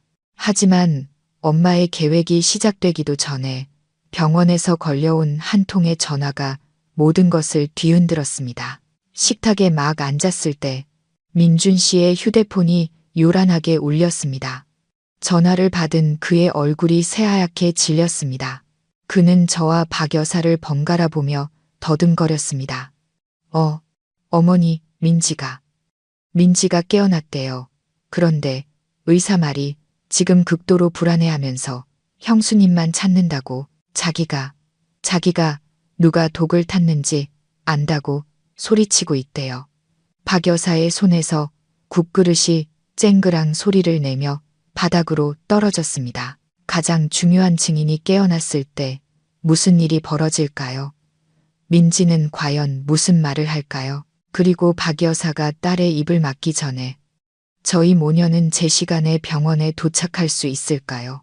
뜨거운 국그릇이 바닥에서 산산조각 났습니다. 박 여사는 아랑곳하지 않고 핏기 없는 얼굴로 허공을 응시했습니다. 민지가 깨어났다는 소식은 그녀에게 사형 선고나 다름없었습니다. 민준 씨는 휴대폰을 떨어뜨릴 뻔했습니다. 어머니, 민지가 선아를 찾는데요. 누가 독을 탔는지 안다고. 안 돼. 박 여사가 비명을 질렀습니다. 선아를 거기에 보내면 안 돼. 민지는 지금 헛소리하는 거야. 내가 가야 해. 내가 먼저 만나야 한다고. 그녀가 문 밖으로 뛰쳐나가려 했지만 엄마가 한 발 빨랐습니다. 엄마는 입구를 막아서며 단호하게 말했습니다. 박 사부인, 진정해요. 민지가 선아를 찾았지 사부인을 찾은 게 아니잖아요. 그렇게 막는 걸 보니 못 찔리는 거라도 있어요. 딸이 무슨 말할까봐 두려운 거예요. 박 여사는 말문이 막혔습니다. 무슨 그런 억측을. 나는 걔 엄마니까 걱정돼서 그러는 거예요. 걱정되면 같이 가요. 엄마가 말을 잘랐습니다. 다 같이 가서 애가 무슨 말을 하고 싶은지 들어봅시다. 선아야, 옷 갈아입어라. 엄마가 데려다 줄게. 민준 씨가 막으려 했지만 엄마의 날카로운 눈빛에 어쩔 수 없이 물러섰습니다. 지금 소란을 피우면 자신들에게 더 불리하다는 것을 알았기 때문입니다. 병원으로 가는 택시 안의 공기는 숨 막힐 듯 무거웠습니다. 저는 엄마의 손을 꽉 잡고 애써 평정을 유지하려 했지만 속은 타들어가는 것 같았습니다. 민지는 무엇을 알고 있을까? 과연 그녀는 엄마와 오빠의 죄를 밝힐 만큼 정신이 온전할까? 병원 중환자실 앞 의사가 우리를 보고 곤란한 표정으로 다가왔습니다. 환자가 의식은 찾았지만 정신적으로 매우 불안정합니다. 특히 가족들을 보면 발작 증세를 보이고 있습니다. 오직 형수인 김선아 씨만 만나고 싶다고 요청했습니다. 제가 꿰 낳은 엄마예요. 들여보내줘요. 박 여사가 소리치며 안으로 들어가려 했습니다. 의사가 그녀를 막았습니다. 죄송하지만 어머님을 보자마자 환자가 경미한 경련을 일으켰습니다. 잠시만 기다려 주십시오. 김선아 씨 먼저 들어가시되 5분만 허용됩니다. 박 여사는 그 자리에 얼어붙었습니다. 피를 나눈 딸이 이제는 자신을 악마처럼 두려워하고 있었습니다. 저는 그녀를 보며 연민 대신 탐욕의 대가가 얼마나 비참한지 생각했습니다. 병실에 들어서자 소독약 냄새가 코를 찔렀습니다. 민지는 온몸에 링거줄을 꽂은 채 하얗게 질린 얼굴로 누워 있었습니다. 저를 보자 민지는 힘겹게 몸을 일으키려 애쓰며 떨리는 손을 뻗었습니다. 언니, 쉰 목소리가 겨우 흘러나왔습니다. 저는 그녀의 차갑고 축축한 손을 잡았습니다. 언니 여기 있어, 민지야. 괜찮아. 무서워하지 마. 민지는 저를 뚫어지게 쳐다보며 눈물을 흘렸습니다. 그녀는 제 손을 끌어당겨 문틈으로 엿보고 있는 박 여사와 민준 씨를 흘끗 보며 속삭였습니다. 언니, 도망쳐. 어서. 뭐라고? 그 죽, 엄마가 가루 넣는 거 봤어. 민지는 숨을 헐떡이며 고통스럽게 말을 이었습니다. 엄마는 언니한테 좋은 태교약이라고 했는데 내가 먹을 때 엄마 눈빛이 너무 무서웠어. 엄마가 언니를 죽이려고 했어. 저는 충격에 빠졌습니다. 민지는 그 죽을 먹을 때부터 이미 무언가 이상하다는 것을 어렴풋이 느끼고 있었던 겁니다. 알아, 민지야. 언니 다 알고 있어. 너는 걱정 말고 치료에만 집중해. 민지는 겁에 질려 고개를 저었습니다. 그녀는 환자복 주머니에서 작게 구겨진 쪽지를 꺼내 제 손에 억지로 쥐어주었습니다. 이거 아까 오빠가 와서 내가 입 열면 산소호흡기 뗄 거라고 협박했어. 너무 무서워. 언니, 날 살려줘. 그리고 언니도 꼭 살아. 거기까지 말한 민지는 심하게 기침을 했고 옆에 있던 심박 측정기에서 경고음이 울렸습니다. 의사와 간호사들이 달려와 저를 밖으로 내보냈습니다. 저는 민지가 준 구겨진 쪽지를 꽉 쥐었습니다. 심장이 터질 것 같았습니다. 민준 씨는 우리보다 먼저 와서 병상에 누운 친동생을 협박했던 겁니다. 그의 잔인함은 인간의 도리를 넘어섰습니다. 제가 나오자 박 여사가 제게 달려들어 옷을 잡아챘습니다. 너 민지한테 무슨 말을 한 거야? 걔가 너한테 뭘 줬어? 엄마가 박 여사의 손을 뿌리치며 저를 보호했습니다. 제정신이야. 딸이 사경을 헤매는데 무슨 말을 했는지만 궁금해. 찔리는 게 있으니 그러는 거지. 민준 씨는 제가 쪽지를 쥔 손을 뚫어지게 쳐다보며 위협적으로 다가왔습니다. 손에 쥔 거 뭐야? 이리 내봐. 아무것도 아니야. 저는 손을 등 뒤로 숨겼습니다. 내놓으라고. 민준 씨가 소리치며 제 손을 낚아채려 했습니다. 멈추세요. 복도를 지키던 경찰관 2명이 다가왔습니다. 여기는 병원입니다. 소란 피우시면 경찰서로 연행하겠습니다. 민준 씨는 이를 갈며 물러섰지만 저를 향한 증오의 눈빛은 거두지 않았습니다. 저와 엄마는 구석으로 갓떨리는 손으로 쪽지를 폈습니다. 약 상자에서 찢어낸 듯한 종이에는 떨리는 글씨로 이렇게 쓰여 있었습니다. 오빠 도박 비도억, 엄마가 시골 땅 다 팔아도 못 갚음. 언니 보험금 노리는 거야. 당장 도망쳐. 오늘 밤에 그들이. 마지막 글자는 번져서 읽을 수 없었습니다.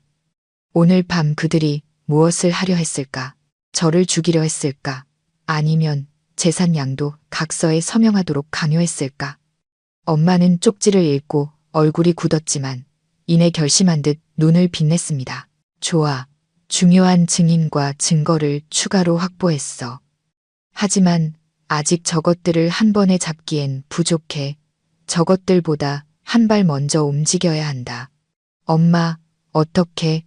엄마는 제 귀에 대고 아침부터 구상했던 계획을 속삭였습니다. 오늘 저녁에 민준이한테 네가 너무 무서워서 보험금이랑 땅 판 돈 전부 줄 테니 민지일 합의금으로 쓰고 빚도 갚으라고 말해. 대신 확실하게 하기 위해 사채업자랑 친척들까지 다 부르자고 해. 돈으로 평화와 자유를 사고 싶다고 말하는 거야. 엄마, 진짜 돈을 주려고. 바보 같은 소리. 저것들한테는 가짜 돈을 줄 거야. 사채업자, 시댁 식구들, 그놈들까지 전부 한자리에 모으는 게 목적이야. 탐욕이 극에 달했을 때가 가장 방심하는 순간이거든. 그때가 바로 경찰이 들이닥칠 시간이다. 탐욕이라는 덫이 드디어 작동하기 시작했습니다. 저는 심호흡을 하고 나약한 눈물을 닦았습니다. 의자에 기운 없이 앉아있는 민준 씨와 박 여사에게 다가갔습니다. 제 얼굴은 두려움에서 체념과 어리석음으로 완전히 바뀌어 있었습니다. 오빠, 어머니, 드릴 말씀이 있어요. 오빠 빚 때문에 힘든 거 알아요. 어머니 걱정하시는 것도 알고요. 제가 가진 돈 전부 드릴게요. 대신 우리 가족 그냥 이대로 살게 해주세요. 박 여사와 민준 씨의 머리가 동시에 번쩍 들렸습니다. 그들의 눈에서 저는 후회나 연민이 아닌 다시 불붙은 탐욕의 눈부신 빛을 보았습니다. 그들은 미끼를 물었습니다. 하지만 과연 모든 일이 엄마의 계획대로 순조롭게 진행될까요? 민지가 경고했던 오늘 밤에 그들은 정말 무슨 짓을 하려 했던 걸까요? 제 입에서 돈이라는 단어가 나오자마자 박 여사와 민준 씨의 눈이 자동차 헤드라이트처럼 번뜩였습니다. 이전의 공포와 불안은 순식간에 사라지고 숨기지 않는 노골적인 탐욕이 그 자리를 대신했습니다. 정말이니 아가? 박 여사가 더듬거리며 다가와 제가 마음을 바꿀까 두려운 듯 제 팔을 꽉 잡았습니다. 네가 정말 민준이 빚을 갚아주겠다고? 민지 일로 더는 원망하지 않는 거고? 저는 고개를 숙이고 억지로 눈물을 짜내며 기어들어가는 목소리로 말했습니다. 원망해서 뭘 하겠어요, 어머니. 민지도 저렇게 됐는데 이제 이 가정을 지키는 게 중요하죠. 오빠 빚이 5억이라고 들었어요. 못 갚으면 온 가족이 위험하다면서요. 전 무서워요. 제 아이가 아빠도 할머니도 없이 태어나는 건 싫어요. 민준 씨가 벌떡 일어나 제 어깨를 잡고 흔들었습니다. 얼마나 있는데? 정확히 얼마야? 저는 흐느끼며 대답했습니다. 보험 만기된 게 3억 조금 넘고 제 적금이랑 부모님이 주신 시골 땅까지 합하면 오빠 빚은 다 갚을 수 있을 거예요. 하지만 민준 씨가 으르렁거렸습니다. 하지만 너무 큰 돈이라 무서워요. 오빠한테 그냥 줬다가 또 도박에 쓸까봐. 양가 친척들이랑 오빠 채권자까지 다 모인 자리에서 직접 갚고 차용증을 찢어버려야 마음이 놓일 것 같아요.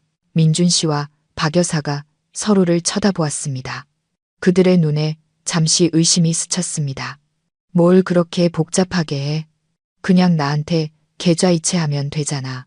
그때 엄마가 나섰습니다. 목소리는 슬펐지만 체념한 듯 단호했습니다. 민준아, 선아 말이 맞다. 그 돈, 우리 부부가 평생 모아 선아한테 준 전 재산이야. 이제 내 목숨을 구하는 데 쓰겠다는데 최소한 빚이 해결되는 건 보여줘야지. 그리고 이참에 집안 어른들 모시고 조상님께 사죄도 드리고 앞으로는 정신 차리고 살겠다고 약속하는 게 어떻겠니? 엄마의 말은 그들의 허영심과 탐욕을 정확히 꿰뚫었습니다. 박 여사가 고개를 끄덕였습니다. 맞아요. 사부인 말씀이 옳아요. 민준아, 내 아내 말대로 해. 채권자 불러서 다들 보는 앞에서 돈 갚고 깔끔하게 끝내자. 그럼 내일부터 우리 집도 다시 화목해질 거야. 민준 씨는 잠시 생각하더니 고개를 끄덕였습니다. 그는 들뜬 목소리로 누군가에게 전화를 걸었습니다. 형님, 접니다. 민준이 돈 마련됐습니다. 내일 저녁에 저희 집으로 오세요. 차용증 꼭 챙겨오시고요. 네, 현찰로 준비하겠습니다. 저와 엄마는 의미심장한 눈빛을 교환했습니다. 물고기가 미끼를 물었습니다. 그것도 한 마리가 아니라 때로 말이죠. 우리는 병원을 떠났습니다. 민준 씨와 박 여사는 기쁨을 감추지 못했고 중환자실에 홀로 남겨진 민지는 까맣게 잊은 듯 했습니다. 집으로 돌아오는 길, 민준 씨는 제게 주스를 사주고 죽을 사주며 마치 어젯밤 저를 죽이려 했던 일이 없었던 것처럼 다정하게 굴었습니다. 그 위선에 소름이 돋았지만 저는 어리석고 순종적인 아내 연기를 계속해야 했습니다. 그날 저녁 집은 이상하게 활기가 넘쳤습니다. 박 여사는 민준 씨를 시켜 과일과 떡을 사오게 하고 자신은 제사상을 닦으며 조상님께 무언가 빌었습니다. 저는 방에서 땅 문서와 통장을 정리하는 척하며 실제로는 외삼촌과 문자로 연락을 주고받고 있었습니다. 외삼촌, 내일 저녁 7시에 모두 모여요. 민준, 시어머니, 사채업자, 그리고 증인이 될 시댁 친척들까지 인력 준비해 주세요. 제가 페이스북 비공개 라이브로 상황을 중계할 테니 정확한 타이밍에 들이닥쳐 주세요. 알겠다. 걱정 말고 침착하게 행동해라. 이미 다 배치해 놨으니 파리 한 마리도 못 빠져나갈 거다. 저는 안도의 한숨을 쉬고 휴대폰을 내려놓았습니다. 바로 그때 방문이 열리고 민준 씨가 따뜻한 우유 한 잔을 들고 들어왔습니다. 여보, 이거 마시고 힘내. 내일은 중요한 날이잖아. 민준 씨가 음흉하게 웃었습니다.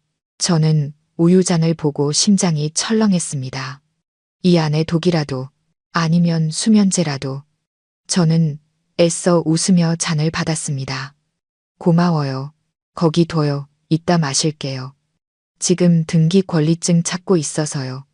민준 씨는 나가지 않고 옷장에 기댄 채 저를 빤히 쳐다봤습니다. 민지 일 때문에 나 원망하는 거 아니지? 난 정말 엄마가 그런 짓을 할 줄 몰랐어. 다 엄마가 노망나서 그런 거야. 그는 또다시 모든 죄를 어머니에게 떠넘겼습니다. 저는 구역질을 참으며 대답했습니다. 알아요. 당신은 내 남편이잖아요. 믿어요. 빚만 다 갚고 우리 다시 시작해요. 민준 씨가 만족스러운 듯 고개를 끄덕였습니다. 그가 다가와 키스하려 했지만 저는 기침하는 척하며 피했습니다. 피곤해서 좀 누워야겠어요. 민준 씨가 나가면서 등골을 서늘하게 하는 한마디를 던졌습니다. 아, 내일 저녁에 파출소에서 일하는 친척 삼촌도 오라고 했어. 공신력을 위해서. 그러니까 쓸데없는 짓 할 생각하지 마. 저는 그 자리에 얼어붙었습니다. 그 경찰이 그의 뒷배였을까? 아니면 저를 위협하기 위한 수단일까?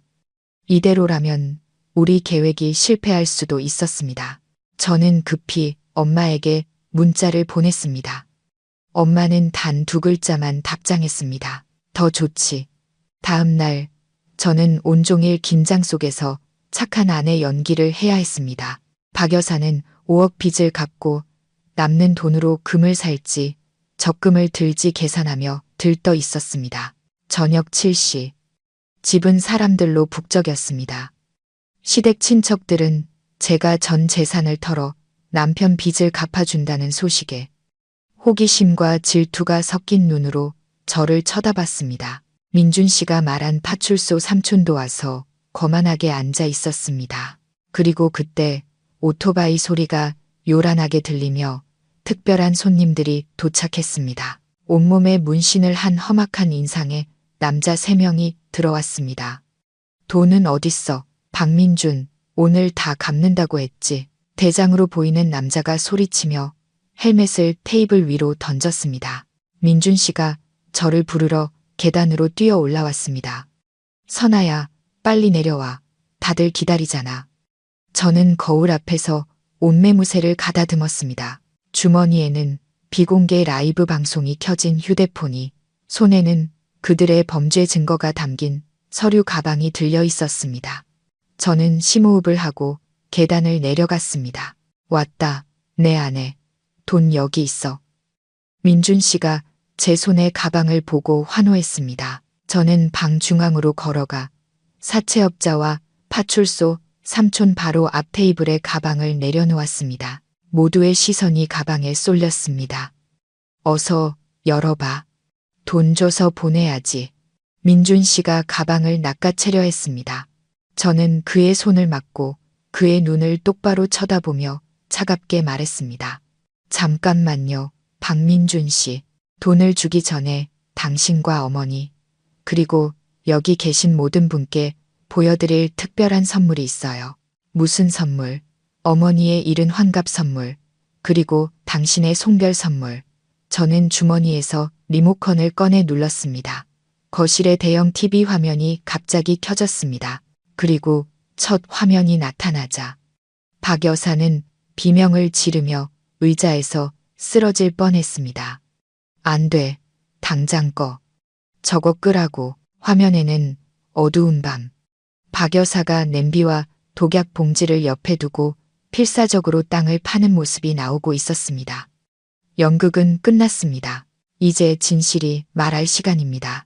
과연 이 끔찍한 범죄를 목격한 사람들은 어떤 반응을 보일까요? 그리고 궁지에 몰린 범인들이 무슨 짓을 하기 전에 경찰은 제 시간에 도착할 수 있을까요? TV 화면이 환하게 켜지며 어두운 뒤뜰의 끔찍한 광경을 생생하게 비췄습니다. TV 스피커에서 흘러나오는 소리는 방 안의 모든 소리를 압도했습니다. 화면 속 박 여사는 삽을 든 채 땅을 파며 저주를 퍼붓고 있었습니다. 이놈의 식충이 같은 년, 내가 이를 망쳤어. 왜 선아 그년이 아니라 내가 먹어서 죽어버렸으면 속이라도 시원하지. 쇠붙이가 흙에 부딪히는 소리, 독약 봉지가 구겨지는 소리까지 모든 것이 소름 끼치도록 선명했습니다. 박 여사는 비명을 지르며 바닥에 주저앉았습니다. 아니야, 내가 아니야. 당장 꺼. 거실은 아수라장이 되었습니다. 방금 전까지 저를 경멸의 눈으로 쳐다보던 시댁 친척들은 모두 입을 벌린 채 경악했습니다. 거만하게 앉아있던 파출소 삼촌은 손에 들고 있던 담배를 떨어뜨렸습니다. 민준 씨는 TV와 저를 번갈아 보며 얼굴이 새파랗게 질렸습니다. 그는 제게 달려들어 리모컨을 빼앗으려 했습니다. 당장 꺼, 이 미친년, 날 함정에 빠뜨려. 저는 재빨리 리모컨을 사채업자 쪽으로 던졌습니다. 덩치 큰 사채업자는 반사적으로 리모컨을 잡고는 저와 민준 씨 사이를 가로막았습니다. 잠깐 친구. 재밌는 영화 상영 중이잖아. 내 어머니 연기 좀 더 보자고. 민준 씨는 사채업자 앞에서 감히 움직이지 못하고 저를 죽일 듯이 노려보았습니다. 김선아, 당장 멈춰. 집안 망신 다 시킬 셈이야. 저는 비웃으며 또박또박 말했습니다. 망신이요. 당신들한테 그런 게 남아있긴 해요.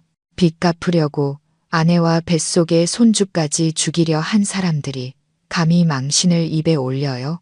거짓말 마. 증거가 어딨어. 증거요. 그럼 이것도 잘 들어보세요. 저는 휴대폰을 TV 스피커에 연결해 전날 밤 민준 씨와 박 여사의 대화 녹음을 재생했습니다. 민준 씨의 목소리가 방 안에 선명하게 울려 퍼졌습니다. 선아한테 보험금이랑 유산 합쳐서 3억이 넘게 있잖아요. 걔만 죽으면 제가 남편이니까 다 상속받는다고요. 엄마가 수면제를 다량으로 타서 주거나 영원히 입을 다물게 만들면 돼요. 공간은 얼어붙었습니다. 그 잔인한 말들은 방 안의 모든 사람에게 충격을 주었습니다. 친척들은 수군거리기 시작했고 어떤 이는 짐승만도 못한 애라고 중얼거렸습니다. 파출소 삼촌은 슬그머니 자리를 뜨려 했습니다. 잠깐만요. 제가 소리쳤습니다. 경찰이라는 분이 범죄 현장을 보고도 그냥 가시겠다. 제가 이 집에서 뇌물 받은 증거까지 인터넷에 뿌려드릴까요? 그는 그 자리에 얼어붙었습니다. 사채업자는 그제야 분노가 폭발했습니다. 그는 테이블을 걷어찼습니다. 이 개자식아, 돈 갚는다더니 마누라 죽여서 갚으려고 했어. 내가 사채업자긴 해도 살인에는 안 껴들어. 날 끌어들여. 그는 민준 씨의 멱살을 잡고 들어 올렸습니다. 민준 씨는 발버둥치며 애원했습니다. 형님, 살려주세요. 갚을게요. 저기 선아한테 돈 있잖아요. 사채업자는 민준 씨의 얼굴에 주먹을 날렸습니다. 민준 씨는 코피를 흘리며 바닥에 쓰러졌습니다. 박 여사는 아들이 맞는 것을 보고 사채업자의 다리를 붙잡고 울부짖었습니다. 우리 아들 때리지 마세요. 돈은 저기 저 며느리 가방에 있어요. 저거 가져가시고 우리 모자는 살려주세요. 이 와중에도 그녀는 저를 팔아넘기려 했습니다. 사채업자가 탐욕스러운 눈으로 제 가방을 보며 다가왔습니다. 아가씨, 남편 빚은 아내가 갚아야지. 그 가방 이리 내놔. 한쪽은 잔인한 남편과 시어머니, 다른 한쪽은 흥분한 사채업자들. 저는 홀로 그들 사이에 서서 가방을 꽉 껴안았습니다. 이 안에는 돈 없어요. 경찰에 제출할 증거만 있을 뿐이에요. 저한테 손대면 강도, 폭행죄까지 추가될 겁니다. 웃기지 마. 사채업자가 가방을 낚아채려 달려들었습니다. 그의 손이 제게 닿으려는 순간 문 밖에서 쾅 하는 굉음이 들렸습니다. 대문이 부서지고 요란한 사이렌 소리와 함께 경찰차가 돌진해 들어왔습니다. 모두 꼼짝 마, 경찰이다. 외삼촌과 무장한 형사들이 순식간에 집 안으로 들이닥쳤습니다. 사채업자는 얼굴이 하얗게 질려 두 손을 들었습니다. 민준 씨는 바닥에 웅크렸고 박 여사는 그 자리에서 기절했습니다. 저는 외삼촌을 보자 그동안 참아왔던 눈물이 터져나오며 바닥에 주저앉았습니다. 악몽이 드디어 끝나가는 순간이었습니다. 하지만 경찰이 민준 씨에게 수갑을 채울 때 그가 미친 듯이 발버둥치며 저를 향해 소리쳤습니다. 그 눈빛은 후회가 아닌 뼈에 사무치는 증오였습니다. 이 나쁜 년, 네가 이긴 것 같아? 내 뱃속의 애가 누구 씨인 줄 내가 모를 것 같아. 내가 널 죽이려 한 건 돈 때문만이 아니야. 내가 바람피워서 그런 거라고. 그 말은 혼란스러운 현장 한가운데 떨어진 폭탄과도 같았습니다. 모든 시선이 제게로 쏠렸습니다. 제 뱃속의 아이는 누구의 아이란 말인가? 이것이 그의 마지막 발악일까? 아니면 제가 알지 못하는 또 다른 끔찍한 비밀이 있는 걸까? 민준 씨의 마지막 말은 혼란 속 제 심장을 꿰뚫는 독침과도 같았습니다. 그의 눈은 광기와 증오로 가득 차 있었습니다. 외삼촌마저 놀라 저를 쳐다봤고 구석에 있던 친척들은 다시 수군거리기 시작했습니다. 기절했다. 깨어난 박 여사는 아들의 말에 힘을 얻은 듯 저를 향해 손가락질하며 악을 썼습니다. 경찰, 나리들, 들으셨죠? 전연이 바람나서 우리 아들이 홧김에 그런 거라고요. 저건 정숙하지 못한 년이에요. 저는 그 자리에 얼어붙었습니다. 평생 남편밖에 모르고 살아온 제게 사람들 앞에서 저런 모욕적인 누명을 씌우다니 분노가 목구멍까지 차올랐습니다. 민준 씨, 미쳤어요. 이 아이는 당신 아이야. 당신이 직접 같이 병원 가서 초음파 사진까지 봤잖아. 제가 울부짖자 민준 씨는 미친 사람처럼 비웃었습니다. 내 아이라고. 3개월 전에 내가 출장 갔을 때 너 옛날 남자친구 만났지? 내가 문자 메시지 다 봤어. 감히 내게 거짓말하고 남의 자식을 키우게 하려고. 그래서 널 죽이려 한 거야. 바람난 아내를 둔 남편이라는 오명보다는 살인자라는 이름이 낫지. 저는 3개월 전 대학 시절 사귀었던 남자에게서 잘 지내냐는 안부 문자를 받았던 기억을 떠올렸습니다. 저는 정중하게 답장하고 바로 차단했습니다. 민준 씨가 그걸 훔쳐보고 병적인 의심을 키워 자신의 범죄를 합리화하는 구실로 삼을 줄은 꿈에도 몰랐습니다. 그만해, 외삼촌이 소리쳤습니다. 박민준, 당신은 지금 살인 미수 및 독극물 은닉 혐의로 현행범 체포되는 거야. 당신의 망상으로 죄를 덮을 수는 없어. 할 말 있으면 경찰서 가서 해. 망상이 아니야. DNA 검사를 요구한다. 내 아이가 아니면 사기꾼은 김선아 전현이야. 민준 씨는 끝까지 발악했습니다. 박 여사도 바닥에 드러누워 떼를 썼습니다. 맞아요. 검사해야 해요. 우리는 남의 씨를 키울 수 없어요. 비참하고 추악한 광경이었습니다. 저는 심호흡을 하고 눈물을 닦고 민준 씨 앞으로 다가갔습니다. 저는 그의 눈을 똑바로 쳐다보며 단호하고 분명하게 말했습니다. 좋아요. 지금 당장 DNA 검사합시다. 경찰 감독 하에 병원에서 하죠. 만약 이 아이가 당신 아이가 아니면 내가 모든 죄를 뒤집어 쓰고 내 전 재산을 당신에게 주겠어요. 하지만 만약 당신 아이가 맞다면 당신은 살인자일 뿐만 아니라 세상에서 가장 비열한 아버지, 자신의 핏줄을 탐욕과 의심으로 죽이려 한 쓰레기가 되는 거예요. 제 단호한 태도에 민준 씨는 주춤했습니다. 그는 어쩌면 마음속 깊은 곳에서는 자신이 거짓말을 하고 있다는 것을 알고 있었을 겁니다. 모두 연행해 외삼촌의 명령에 따라 민준 씨와 사채업자 일당이 끌려 나갔습니다. 박 여사는 경찰차를 따라가며 울부짖다 길에 주저앉았습니다. 친척들은 부끄러운 듯 뿔뿔이 흩어졌습니다. 텅 빈 집, 저는 계단에 주저앉아 온몸을 떨었습니다. 엄마가 달려와 저를 껴안고 함께 울었습니다. 엄마, 내가 이겼어. 근데 왜 이렇게 마음이 아플까? 저는 이겼지만 그 대가는 너무나 컸습니다. 제 뱃속의 아이는 태어나기도 전에 아버지에게 버림받았습니다. 다음 날 아침 이 사건은 동네 전체에 알려졌고 인터넷 뉴스에도 실렸습니다. 저는 엄마와 함께 병원으로 민지를 찾아갔습니다. 민지는 위기를 넘겼지만 독극물 후유증으로 기억이 오락가락했습니다. 저를 보자 민지는 겁에 질려 중얼거렸습니다. 언니, 도망쳐. 죽에 독이 있어. 저는 그저 신우이를 끌어안고 울 수밖에 없었습니다. 경찰서에서 민준 씨와 박 여사는 명백한 증거 앞에 모든 죄를 자백했습니다. 곧이어 발표된 DNA 검사 결과 뱃속의 아이는 100% 민준 씨의 친자였습니다. 결과를 받아든 민준 씨는 고통스럽게 울부짖으며 벽에 머리를 박고 자살을 시도했지만 제지당했습니다. 그는 뒤늦은 후회의 눈물을 흘렸습니다.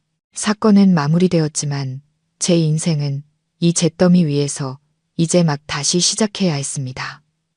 앞으로 저는 어떻게 살아가야 할까요? 그리고 가엾은 신우이 민지는 다시 평범한 삶을 찾을 수 있을까요?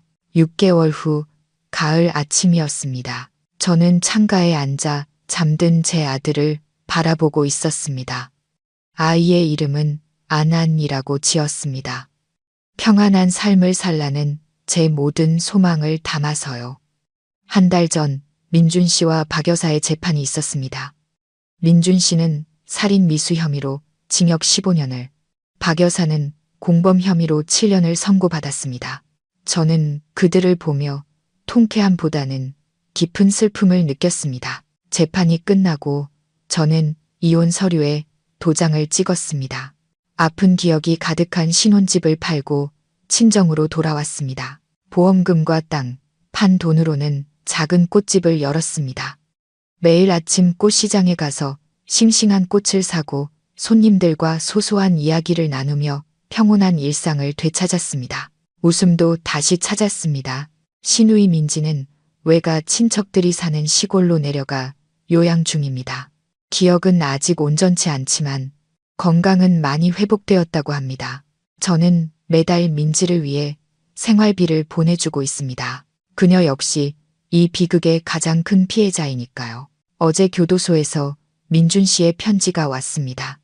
그는 구구절절 후회와 반성을 늘어놓으며 아들의 사진이라도 한번 보게 해달라고 애원했습니다. 저는 편지를 읽고 조용히 서랍에 넣어두었습니다. 용서에는 시간이 필요하고 제 상처는 아직 아물지 않았습니다. 오늘 제 꽃집에 특별한 손님이 찾아왔습니다. 그날 밤 응급실에서 저를 도와주었던 의사 선생님이었습니다. 그는 해바라기 꽃다발을 들고 환하게 웃었습니다. 사장님, 개업 축하드립니다. 정말 대단하세요, 선아 씨. 저는 그에게 따뜻한 국화차를 대접하며 미소 지었습니다. 감사합니다. 선생님 같은 좋은 분들을 만난 건 제게 큰 행운이었어요. 우리는 미래에 대한 이야기를 나누었습니다. 창밖으로 비치는 따뜻한 가을 햇살처럼 제 마음에도 희망이 싹트고 있었습니다. 끔찍했던 전복죽 사건은 이렇게 막을 내렸습니다. 이 이야기를 통해 우리는 탐욕이 얼마나 무서운 결과를 낳는지, 그리고 역경 속에서도 꺾이지 않는 한 여성의 강인함이 얼마나 위대한지를 보았습니다.